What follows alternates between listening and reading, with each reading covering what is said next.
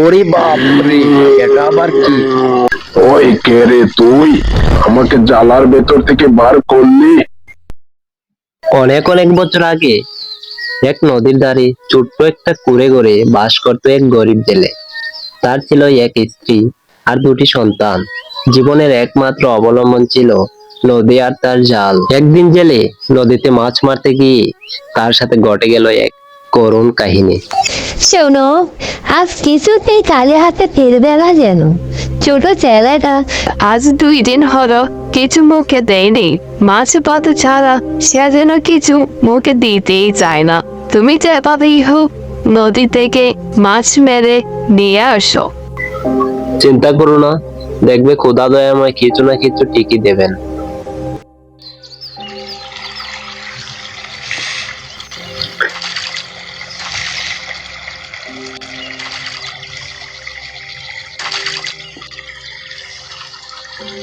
আমার জালে এটা কি উঠলো?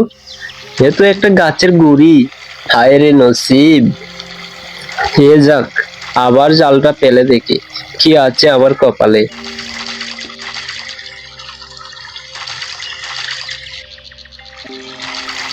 হে খুদা, তুই কি আজ আমার পরীক্ষা নিচ্ছিস? আমার কোমরে আর জোর নেই, সন্তানদের মুখ মনে পড়েছে। আজ কিভাবে আমি খালি হাতে বাড়িতে ফিরে যাব? হে দয়াল, আমি কিভাবে আমার সন্তানদের কাছে মুখ দেখাবো? আচ্ছা দেখি, আরেকবার চেষ্টা করে।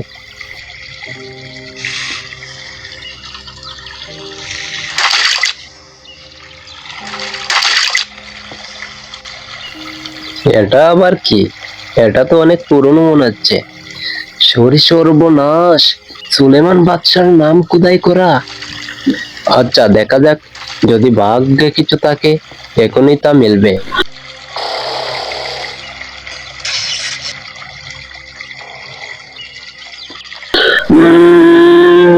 ওরে বাপরে, এটা আবার কি? আল্লাহ, এ যে দৈত্য! ওই কে রে তুই? আমাকে জালার ভেতর থেকে বার করলি? আমি দুনিয়ার কাউকে ভয় করি না, একমাত্র বাদশা সুলাইমান ছাড়া। ওহে সুলাইমান, আমাকে ক্ষমা করে দাও। এ দৈত্য ভাই, তুমি ভয় পাচ্ছ সুলাইমানকে? অথচ তিনি বহু বছর আগেই দুনিয়া ছাড়িয়েছেন। বলো না ভাই, কি হয়েছিল সেদিন? সুলেমান বাদশার আমলে আমি তার কথার অবাধ্য হয়েছিলাম, তাই তিনি আমাকে জ্বালা বন্দিত্ব এবং শত শত বৎসরের অভিশাপ দিয়েছিলেন, এবং তিনি আমাকে জ্বালা বন্দি করে রেখেছিলেন। তারপর আমি ভেবেছিলাম কেউ একজন আমাকে বাঁচাবে, কিন্তু আমাকে কেউ বাঁচালো না।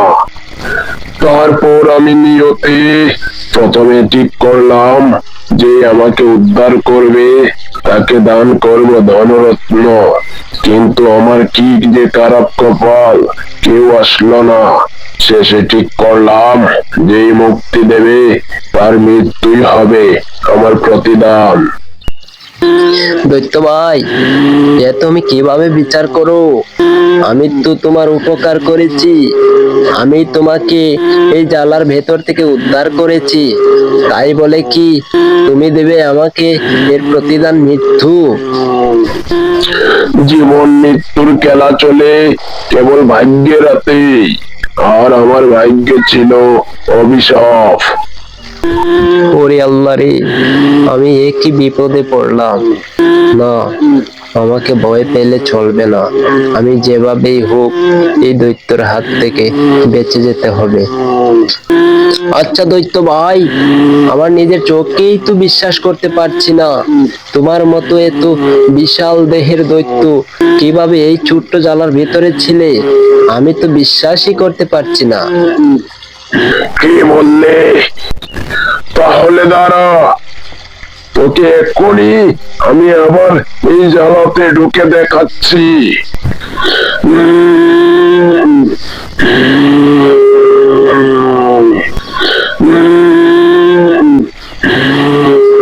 ওরে শালা বোকা দৈত্য, এইবার বুঝে নে, তোকে আবার সেই জালার ভিতরে ভরে দিলাম।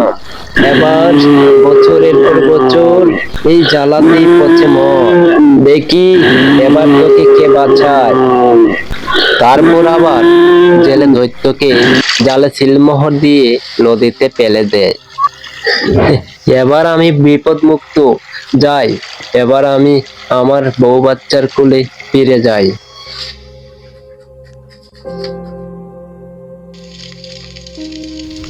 কি গো, তুমি ফিরলে এবার?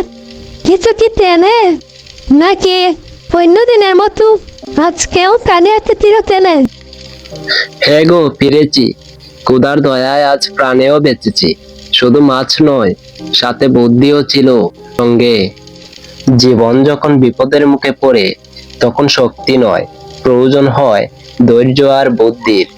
এই গল্প আমাদের শেখায় যে নিজেকে বিশ্বাস করে সে যে কোনো দৈত্যকে হার মানাতে পারে। ধন্যবাদ। প্রিয় বন্ধুরা, আপনাদের যদি গল্পটি ভালো লেগে থাকে তাহলে চ্যানেলটিকে সাবস্ক্রাইব করে রাখবেন।